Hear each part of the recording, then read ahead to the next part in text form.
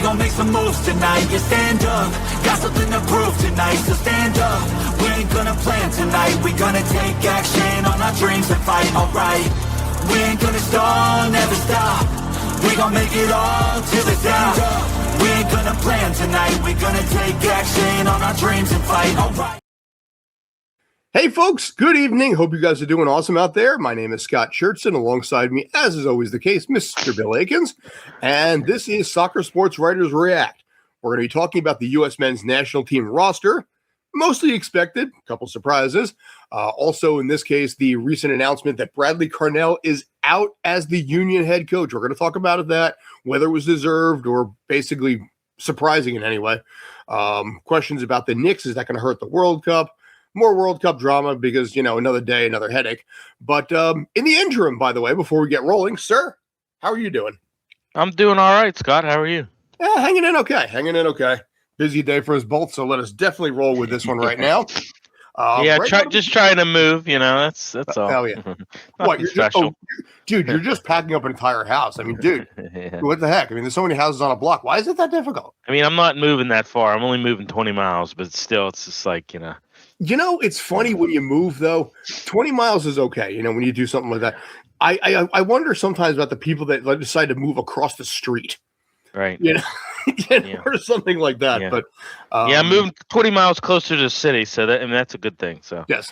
Yeah. So, but you'll be a little bit closer to the great city of Pittsburgh right there. A little closer to Three Rivers, a little closer to the Riverhounds too. So right. So, but let's kick this off right now. We're going to be talking the U.S. men's national team roster, officially released at this point, but not overly surprising, I don't think, for the most part. But there were some questions, I think. So we'll take it through a little bit here and there. First of all, I think stop me if basically you have anything on this one to say. But Matt Freese, no surprise. Matt Turner in goal, no surprise. Right. Chris Brady, slight surprise to me, but also I suspect in this case, part of the reason they wanted to go with Brady is to prep him for future World Cups.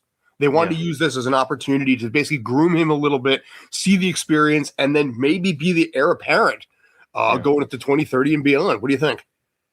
Yeah, I mean, they're looking at the future. He's been pretty good for the Chicago Fire. So I mean, he's I don't know. You know, I wasn't really too shocked by that.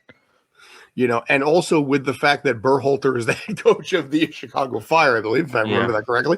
And that actually, weirdly enough, helps him here because it helps prep on his aspect and his knowledge of coaching the U.S. men's national team. And maybe that had something to do with it. I mean, very well could have had something to do with it. Politics sometimes play a role in this. I would not be surprised if Berhalter, had some influence on that. He might have, but at the very least, just prepping the kid on what to expect, what it's going to be like, and the experiences of something like this. It's probably for Berhalter, I'd imagine, probably a mixture of, excitement for Brady and frustration on his side because he's watching it from the sidelines a little bit. Right. Having been the head coach for the last few years on this, to suddenly see it turned over to someone else, I got to wonder if he's got some mixed feelings on that. Although his son is playing, which we're going to get to in a minute. Yeah. I'm curious on that. But, the big question here is it going to be Matt Freese? Is it going to be Matt Turner? Which Matt is going to be the starter here? It's going to be Turner, I think. I'm leaning in that direction. Turner. I mean, Matt Freese has been the starter for, I think, like 14 of the last 15 matches and friendlies and everything like that. I think this weekend's upcoming friendly is going to be a big indication of which way that Mauricio wants to go with something like this. But right now, I would probably have to lean to Matt Turner a little bit. Listen, I'm a Matt Freese guy. You know that. Yeah. But I feel like Turner is kind of the veteran support back there that they need right now. Yeah, and I mean he's been there and done that, and that speaks volumes for Yeah. So I mean, I don't know. Yeah. I mean, like I said, in this case, Matt Freese has 4 years younger at this point. They're both built well for goalkeepers. Yep. You know, they had the good height. They got the good physique on that. There's been a couple of questions as far as freeze this year with regards to some of the goals that have been allowed, but I think it's more based on the injuries that NYCFC has had. You know, the fatigue factor of the month of May, which I think really had some impact on that. You know, there were some questionable, decisions that were made, a couple of kicks that should not have gone out of bounds. And I think that might have hurt him a little bit on something like this. I remember in the match, I think it was against Nashville, where he literally just kicked the ball out of his own back end and led to a corner kick. Yeah. And I mean, these are the kind of things that are on display big time. Right.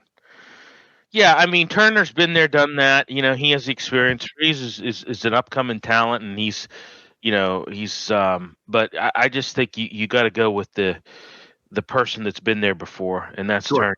So, I mean, unless they decide to maybe do some kind of a split duty with something like this. And then which could very well may be, Yeah. I'm interested to see what they do against Senegal on Sunday. In Charlotte. Just because it's these next two, these Senegal and you got Germany on June 6th. This is kind of the gonna be tough. Yeah, this is the the trial run, if you will. Sure. U.S. women's national team is playing in Brazil this weekend, which I was on the press conference with Emma Hayes yesterday, and she talked about wanting to basically play in Brazil, to play in front of an opposing crowd, because sorry. Bless you. You got them too, huh? Allergies. No, dude, yeah. I felt it coming for like 20 seconds. I'm like, can I ride this out? I'm like, no, okay. Yeah. But she wanted to have that experience because she said outright, I feel like we're going to be the visiting crowd, for the World Cup itself. And she's probably right. Yeah. And she wanted the opportunity to play in Brazil, to be able to see what it's, watch her team play in a hostile environment. Hostile was the word she used. Yeah. So I mean, that's a hostile environment, no doubt. Quite indeed. Yeah. So all right, moving on a little bit here. I don't think a lot of these are really that surprising. Arston being part of this right now. God. I was a little bit surprised. Tessman and Luna got left off to 26. Luna especially. We're going to talk about that too, because the way that they were let off, they were dropped out. They got notified via email. It's like freaking what? Yeah, that's Yeah. The Canadian national team's coach was like, I called every single player that was either in there or not, because I felt like they played really hard. They deserve to at least hear from me one way or the other. Absolutely. Yeah. And meanwhile, it's basically, the guys that were left off the roster were like, dear applicant, thank you for submitting, good luck in your future endeavors. Right. Yeah. Oh God. Yeah. That drew some ire too, but that's Mauricio being Mauricio. Yeah. When people were accepted, even like last year and everything like this for friendlies, his entire approach was, you're in. Right. Okay, go to work. And that was all it was. No moment, just this is it, move on with the day. Right. Yep. And that hard-nosed thing might be beneficial, but it might not. I don't know. I honestly don't know. Yeah. People are already calling for his head at this point, so. Yeah. Which you're going to have that, Oh yeah. So but Destin, part of this, Alex Freeman. I think we all knew Alex was going to be here too, but also being 21 years old, you can see a future with him in future World Cups as well. Yeah. I couldn't believe Chris Richards. I mean, here's a guy who's torn 2 left ankle ligaments. Yeah. And, there's been some concern over his fitness, and Pochettino even said he likely won't know his status until he arrives in the U.S. for training. Yeah. So I was kind of taking a gamble on that one. But at the same time, he has a leadership there, playing. I get it. Playing with Crystal Palace, he has a different mindset than, say, some of the people that have been playing in MLS are doing. Yeah. And I think that might help from a pressure standpoint. Yeah, but Matt Turner also, I mean, he spent a lot of years backup for the most part, granted. Yeah. But he understands that mentality better than some of the other players that have only played in MLS. Yeah. All I'm saying is you're taking you added a guy, gave a guy a roster spot that may not be ready. May clearly not be ready for competition. Maybe not, but also it's a long tournament. Maybe you can get him in a little bit later if they move on. I don't hate this necessarily. I understand the risk factor involved, But I think he's great. He's a great Yeah. defender. I mean, there's no doubt about. I mean, it's just there's no doubt about it. I mean, I think that he would have made the team, regardless. But I don't know. You Yeah. like I said, I mean, you're giving a roster start to a guy who you don't really know. And he even admitted he doesn't know he won't know his real status until he arrives in the U.S. So. Yeah. So yeah, but it's interesting to see what ends up happening here. But it was a nice moment when basically he got the video saying he was in, because he was surrounded by family at this point. He was just he was sitting on the floor with his feet up on the couch, and it was a very chill moment. It was actually really kind of nice. So because they recorded all of this stuff too. So Anthony Robinson, no surprise necessarily. I don't think. Right. Let's see who we got. Yeah, Miles Robinson. I think we've talked about Miles in the past too, but But FC Cincinnati's been a strong team this year. Scally has been a big part when it comes to NYCFC because he comes through that program there. Yeah. And being 23, he's not going to probably get a lot of minutes, but he gets a chance to lose watch a little bit. And having worked with Matt Freese in the past, I think could probably help the tandem a little bit there too. Yeah. So let's see. Trustee. Yeah, by the way, I'm just going to kind of scroll a little bit. If you have anything to say, please 100% let me know. Yeah. Tyler Adams, I think a lot of us saw that one coming too. Yeah. Berhalter, we talked about Berhalter in this game. We knew he was going to be on this. Oh, yeah, absolutely. I mean, in this case, he's been groomed. I mean, when your father is the former head coach of the U.S. men's national team, and he's had a good run since going to Vancouver. And you got 13 for 13. You got the 13 returning from the 2022 Cup, and you got 13 that are newly selected. So, and that's also a positive as well because they have familiarity. Right. I mean, part of the problems that's happened in the past with not just soccer but other sports as well is you get a bunch of players that are the best in their spot, and the best in their in their sport respectively, but no cohesiveness going on.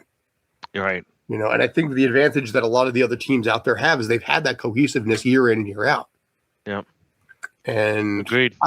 And I don't, like I said, I'm not sure exactly what to expect here, but the fact that half the roster is coming back shows at least some degree of familiarity. Yeah, which is a good thing. I mean, they've got the experience, and so. Yeah, Christian Roldan, I don't think surprised too much. Brendan Aronson. Yeah, Pulisic. Yeah, well, we all knew he was going to be in on this, barring injury. Right. Gio Reyna, there was a big talk about that, whether it should have been him or should have been Diego Luna. A lot of back and forth on that one. I was a little bit sure. I mean, Reyna. That's we know that's a name that is kind of a staple in history. Yeah. So I mean, I don't know. I said there's politics. I think that come into this. I think there's a lot of it too. So how about Ferreira over Pepe? How about that? Yes. I think we got that's another one. Yeah, I mean, listen, this is that unenviable position where you have to decide who you're going to run with and everything like that. It is a brutally agonizing decision, and not just World Cup, but I'm saying on the level down, even at a college level, even a USL level. Right. God knows I couldn't be the person to be like, thanks for trying, get out. That is so beyond my skill set. Right.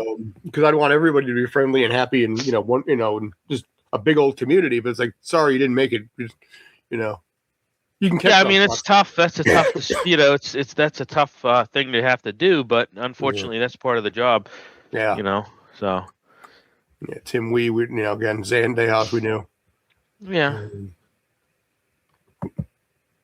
Sorry about that. And then Pepe, you talked about him briefly too. Yeah.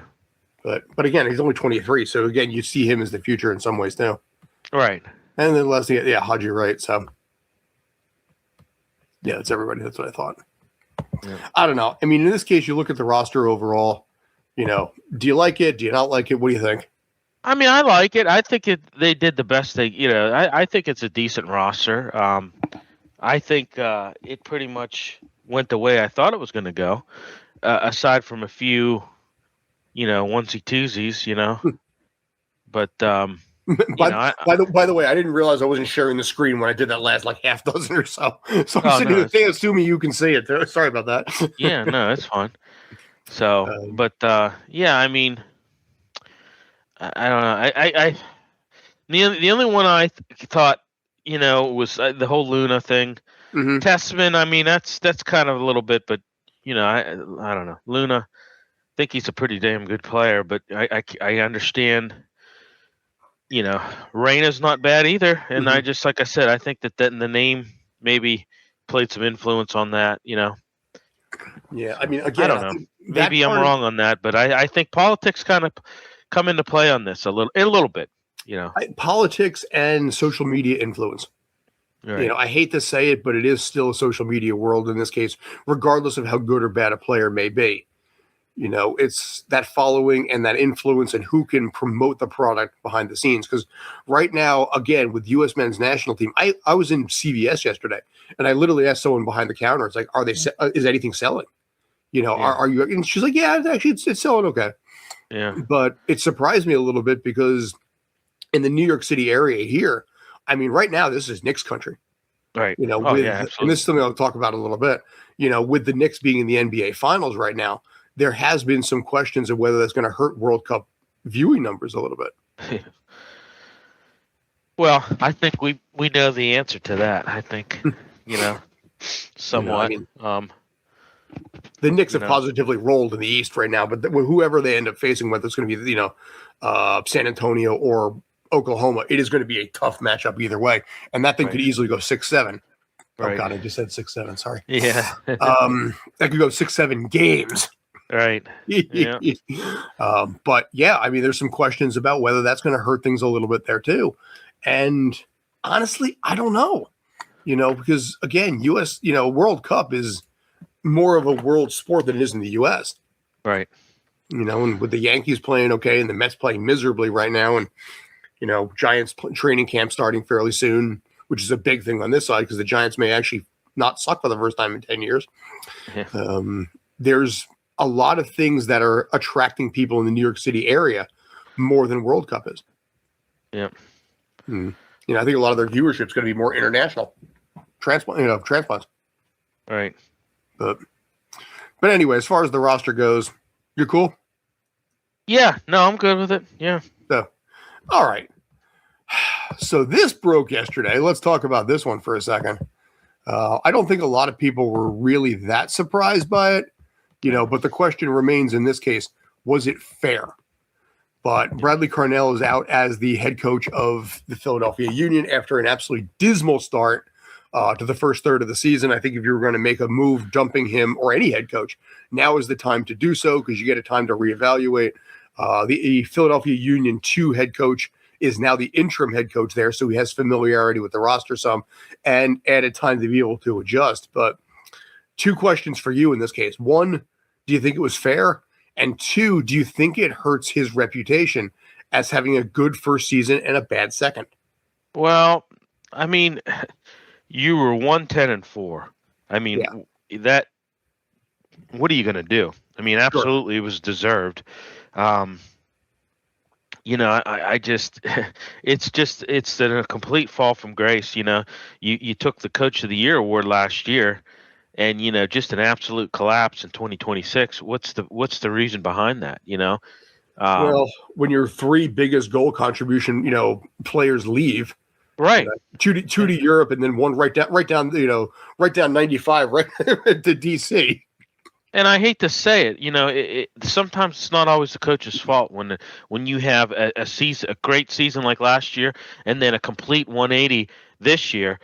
Sometimes that's not always the coach's fault. You got to look at the front office and what happened in the off season. And to your point, you lost a lot of your guys. And you didn't really replace them. However, when you have a 1-10-4 record, somebody's got to. So a change has to be made, and unfortunately, either they're going to look to the coach. Number one. I mean, that's the number one. Unfortunately, he's always going to be the scapegoat when you have such a disastrous collapse like they have this year. I think you named Ryan Richter. He's the interim coach. He's been in the organization. But what he's probably not going to do much better. I mean, they're in for a long, long season this year, and it's there's a lot of soccer to be played though too. So Yep, still half the season. But I mean, exactly. I mean, but I think something had to be done, and obviously, this is their way of saying, okay, we're changes need to be made, and we got to get rid of the coach. So, I think, will it hurt him in the long run? I don't know. I don't think it will. When you look, I mean, I think for the people that are, in terms of him getting another job, I think anybody that would hire him would see the how he kind of had the cards stacked against him this year. Maybe not to that extreme that you would think, but I think he's kind of, in a way, I think he's kind of going to be given somewhat of a free pass. I think you should get a free pass for the most part. However, it is going to raise additional questions on footnotes because his first season with St. Louis was great. Second season dropped, and then he was out. First season with Philadelphia Union was great. Second season was bad, and he was out. So he's developed a trend. Yeah, it's developed a trend. It is something that I think, in the hiring decision, I don't think it's going to necessarily affect, management's decision and ownership's decision on what they're going to do on bringing him in or not. But I can pretty much guarantee whatever team he goes to is going to be writing about this. So if he, whatever team he ends up landing with, whatever team he ends up deciding to go with, does he take some time off and come back? We don't know. But the question to me is, is he developing a reputation as being that person? And is 3 strikes and you're out? So whatever team he ends up going to, if he has a good season again, they're going to immediately ask year 2, what do we expect here? Right. Now, I think part of the problem also that existed with the Union team itself is they spent so many years with Jim Curtin, and Curtin was just a peach of a human being. Yeah. And to go and he was a good coach too. Yeah. Oh yeah. And it's funny, actually, people are calling to bring him back right now too. He's still local to the area. He still has some degree of involvement with the club, but there has been some talk about bringing him back right now, which I don't think ownership is going to do, because then they would have to admit that it was a mistake to fire him in the first place. And I don't feel like it's going to necessarily happen. And I think there were some rifts in between him and the front office as well. There was. I mean, we had heard that numerous times. We know our guy on our network kind of said that as well, who covers the team, said that it was kind of like a very, abrasive situation a little bit.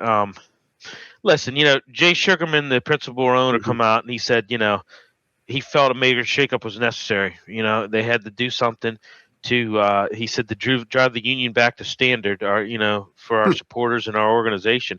So, I'm not surprised that would be the first, shakeup that you would do. Head coach, Yeah, unfortunately, that's the case, but I mean, that is a little bit troubling that the trend, and you bring up a good point, which I didn't even really think about. He had that with St. Louis as well. Yeah. So that kind of, that's somewhat troubling, but I still think the guy's a good coach. I mean, he's still, I still think he's a good coach. I just think it's maybe just a slight, it's just an unfortunate case. I don't know. Yeah, I don't know. I'm sure, like I said, you lose your guys like that in the off season, and you don't replace them. What do you expect is going to happen? And that I'm always a believer in, like, the fact that first game sets a tone. First 2 games set a tone. And when you play DC United and Ty Baribo lights it up on you in his first match against your old squad, it set a tone. And that was the kind of mentality that I think a lot of the players were like, not the players, but I think a lot of the fans were looking at this from the perspective of, what are we in for this year? Yeah. I think that, the straw that obviously broke the camel's back was, that loss against Miami, a 6-4 loss. You had a 2-0 lead, and in just 10 minutes, you blew that, and that just kind of was the straw that broke the camel's back, I think. Right now, it was the 1-0 loss against DC. Ty Baribo had the goal. 2-0, a 2-1 loss to NYCFC at home, 1-0 at home to San Jose. 3-1 loss. Yeah, see, they didn't even get that first win. Right. When did they get that first win? It was what was it, about a month ago, I believe. Yeah. It was against who was against? Was it Orlando? I don't remember. Yeah, Montreal. Which obviously Montreal has its own problems anyway. That's right. Yeah, because at the time, Montreal and Philadelphia were both, at the bottom, and I think winless at the time. So the question was, who's going to break the streak first? Right. Yeah. So, but you beat a Montreal team. Granted, you beat them at home. Fair. Beat them on the road. Sorry. But it's still, like I said, something that this season I think is pretty much lost. And it's absolutely lost. Like Kevin Sullivan, because remember he's on the clock too. Yeah. No, it's absolutely lost. I say that. I mean, I think they could salvage a little bit. If they go on a little bit of a game, 3-4 game winning streak, which I don't think can be done. But if they were to do it, that maybe may help a little bit. I don't know. It's not gonna put you back into contention, but it may help you a little bit. They also you had some other issues with that Ernst Tanner, the sporting director. He was suspended, with that investigation with that and some of his comments that he had said. But there's a lot of stuff that's going on right now in that front office, and not really surprised by this at all, really. I don't think personally the Ernst Tanner stuff really hit the players that closely. They were aware of it. Maybe like Tannenwald and and Nunez, maybe they brought up a couple of things here and there, but I think it was more the topic and the questions. And maybe we should bring Tannenwald in. Let me have to reach out to him. But bring in, it was more about the product on the pitch and basically what's going on there. So I've had Nunez on here before. So maybe, obviously with World Cup, and we talked about this, we're increasing the number of guests and everything like that right now. I told you about some of the things that are on the horizon.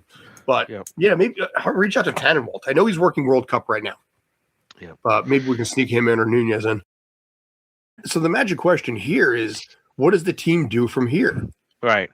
It's a tough question because on one hand, you're like, this season's probably.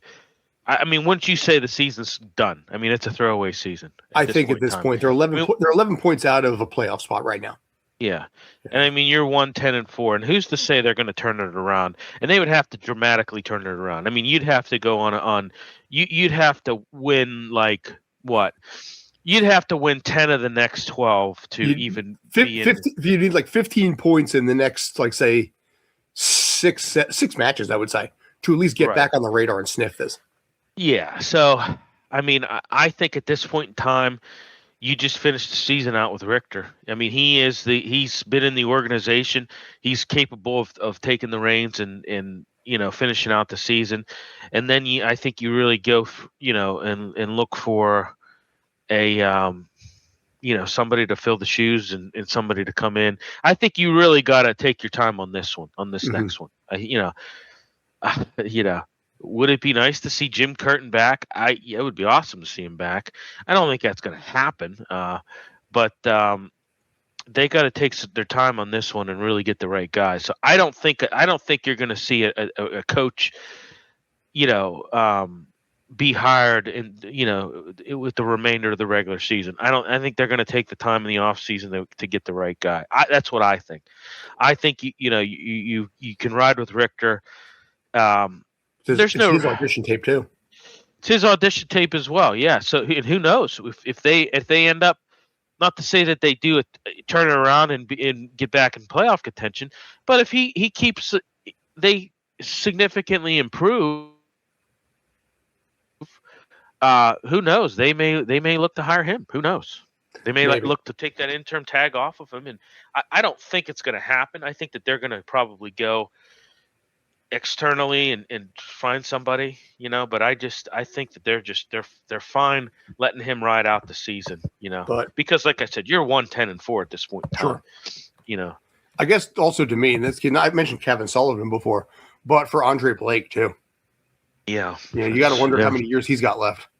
Right. And it's not deserved for someone like him, but I don't know. No, a lot of questions down the turnpike for me. Yeah. For you, it's 80. For me, it's 95 in the turnpike. Yeah, you're right. Exactly. All right. So, like I said, questions on that one. Last thing that I figured the big topic, unless you had anything else as well, is the attorney generals of New Jersey and New York have actually subpoenaed FIFA over the ticket practices. the price gouging that's been going on, misleading the fans, seat movement, and all the things that are involved. Right. So I'm very surprised by this because New Jersey and New York don't typically team up. And the fact that both of them did opens up another additional question for me. Will other states do this as well? I know there was problems with Lumen Field in Seattle where fans were pissed off because they bought a Category 1 and got moved to Category 2. So could other attorney generals and other states follow suit on something like this? And do you think there's any shot of this going to work? I don't see any West Coast doing anything. I don't think they don't care. But maybe some other ones. Maybe I don't know. Maybe Houston. Maybe I mean it's they ought to be ashamed of themselves what they've done. I mean it's unbelievable what they've done. And how they've just price gouged and took advantage of people. It priced a lot of people, priced your normal soccer fans, your diehards out of the equation, priced them right out of the equation. And it's very unfortunate. And, but they've got nobody to blame but themselves. And, FIFA's, I don't know, they tend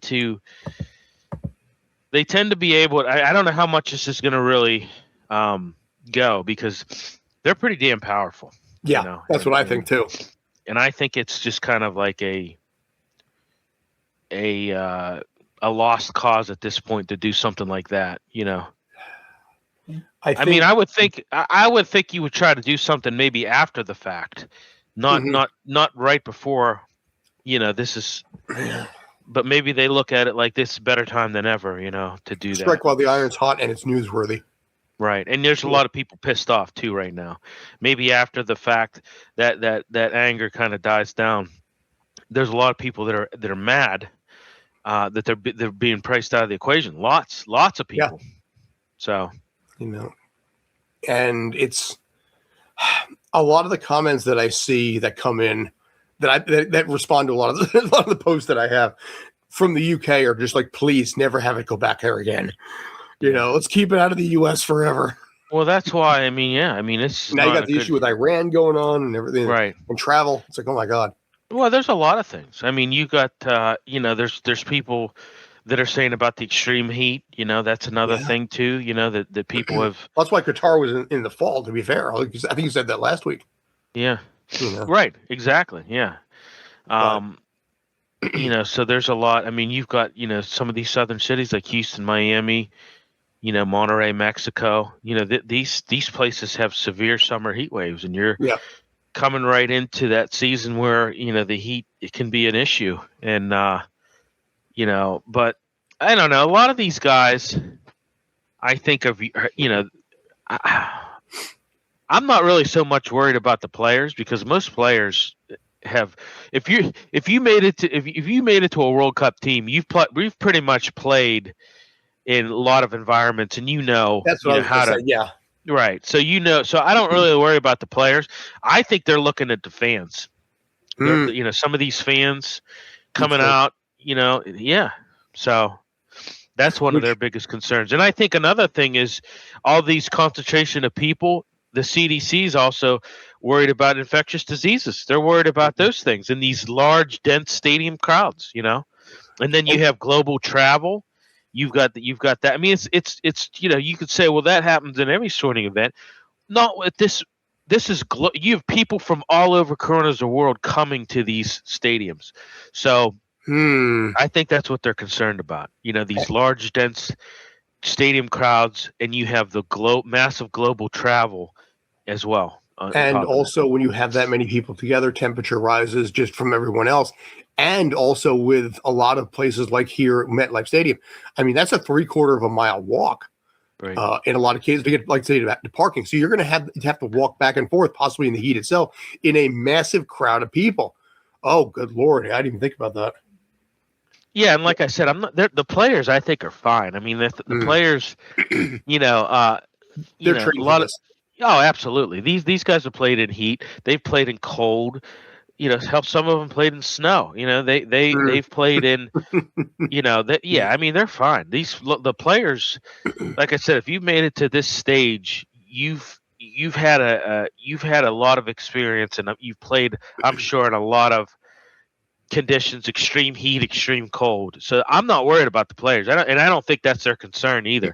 I think it's the fans and just the, what's in it. Yeah, that is a big deal there too, and that becomes lawsuit central too. Right. Someone gets heat stroke, someone dies. Right. Exactly. And there's not, the adequate, medical, that's around, who knows? I mean, yeah, get Morgan and Morgan on this one, right? Right. Yeah, if you were at the World Cup and suffered heat stroke, call Morgan and Morgan. Yeah. So, and another thing too is these escalating costs and the logistical strains, unaffordable travel and transit. You and I have talked about this, with match tickets being as high as they are now, transit fares in certainly these host cities are record highs. These travel credit to Mayor Mondani in New York City. He does have the lottery system there. So 1,000 tickets are available for $50 on a lotto system, which is a nice gesture. I like that. I really do. Yeah. I mean, some of the other fans, some of the other, people that actually paid full freight were probably annoyed by it. But it does give the opportunity to be at least somewhat affordable. Transportation, by the way, is included in that as well. Yeah. So that's the affordability. So credit there. But yeah, I don't know. I mean, maybe I'm going to be wrong. Maybe all this goes by the wayside and everybody forgets all this once, the World Cup actually gets underway. But right now, it's, I think, in a lot of ways hanging by a thread. And everybody, I think, now is waiting for the next thing to fall. And obviously with the issues going on with the U.S. and Iran and the transportation, that's the latest one right now. Yeah, and I mean, you talk about that the Iran issue and everything like that. What about the security concerns? Yes. I mean, what about that? We saw what happened. What was it, Argentina, when 3,000 fans literally climbed the fence and got in? Right. Yeah, I mean, when you have, I don't know, sprawling, you're over all these different cities and into Mexico, into Canada. I mean, it can make it vulnerable to threats, So I just don't want people parking across my driveway again.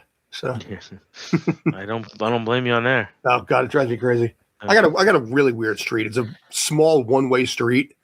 And getting out of here, especially, can be a pain in the ass when people park badly or when it snows. But but anyway, like I said, I'm hoping that maybe I can stop griping about all this stuff all the time, because while it's good for my TikTok and good for my numbers, it makes me feel bad. As it hurts my soul a little bit too. Right. So, but anyway, that's about all I got. Unless you got anything else. Yeah, I got a couple things MLS related. How about Lionel Messi? He was subbed off in that 73rd minute against Philadelphia Union, their 6-4 win against Philadelphia Union. Suffered muscle fatigue in his left hamstring, and a lot of people were like, "Oh my gosh, here we go. We're only weeks away from the World Cup, and all these rumors are swirling. Is he going to be fit for the upcoming FIFA tournament? Is he going to be, So that's kind of been. He says he's fine. It's just muscle fatigue. It was in the 73rd minute. But that's been, the rumors have been swirling. People, Argentina's concerned. There's people concerned about it, rightfully so. And is it his World Cup swan song? I mean, granted, I wasn't sure last time, but we thought it was last time too. Yeah, but his hammy has been a problem since he came basically to Miami. There was a lot of reasons for it pre-existing, but also the schedule was off. He grinded a lot for 2023, and that schedule adjustment I think was part of the challenge for him.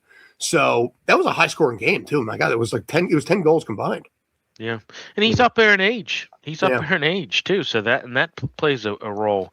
Sure. In a lot of things. So, how about Portland? We talked about Bradley Carnell getting sacked. How about Phil Neville gets sacked as well? Again, not particularly surprised by that. Portland's been a little back and forth this season. Right now, basically 14 points overall in 14 matches. They are 6 points out of a playoff spot right now, sitting in 13th place. So, again, I think if you're going to let somebody go, now is the prime time to do so. Because you have weeks to figure out the roster. You have weeks to figure out what you want to do.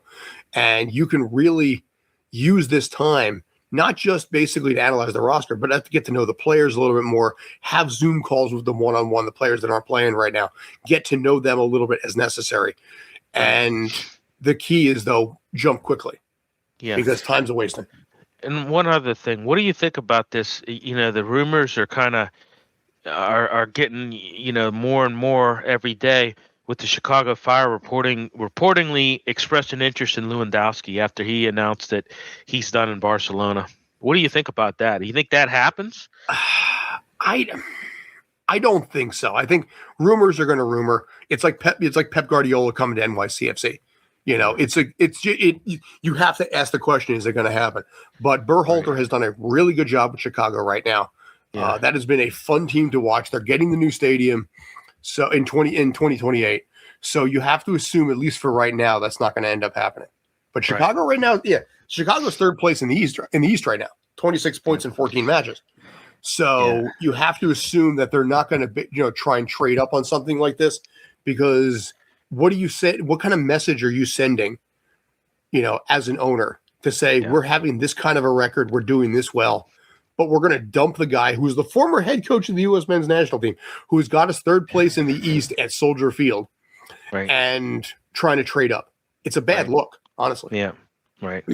By the way, I could not imagine Pep Guardiola going to NYCFC. No. I mean, I could imagine it happening, but I couldn't. My thinking is, I just could not imagine, my Riverhounds that I cover having an Open Cup match with NYCFC, them coming here, and me actually getting a chance, because it happened last time. We got to interview the visiting coach. I could not imagine him. Yeah, I remember that. Yeah, I couldn't. And I asked him a question. I talked to him about it like a week later. Yeah, and I asked him a question, and I cannot imagine being 10 feet in front of Pep Guardiola and being an Arsenal fan and seeing it. I just get that. I think I would just. I don't know. I think I would probably pass out in that conference. It's just not that. I just, it'd be too much. It'd be too much for me. I don't know. We had Wayne Rooney when he was still head coach of the DC United. I remember, because I had a press conference opposite him, same kind of a situation there. And it was like, all right, but no, Pep's not going to do it. If anything, he would take a clean break from CFG and just go somewhere else entirely under brand new management. Yeah, I mean, I just could not imagine that polarizing figure sitting at that podium. I just could not imagine. My mind would be just blown. Not that I don't hate the guy, but I don't really like him either. I'm being an Arsenal fan. Obviously, I have my druthers of reasons, So, but yeah, but he's not. There's talk about maybe like an advisory role or maybe a consultant, and maybe he spends a year doing something like that. But that's Pascal Jansson's team. Again, he wants the rest. The rest. I mean, I can see almost like that Bill Belichick thing where you go and just coach some random team in the middle of nowhere. Yeah, I mean, he said that. He said what do they get? Yeah, because they asked him, "What are you going to do now?" He said, "I'm going to rest." Yeah. He said, and I can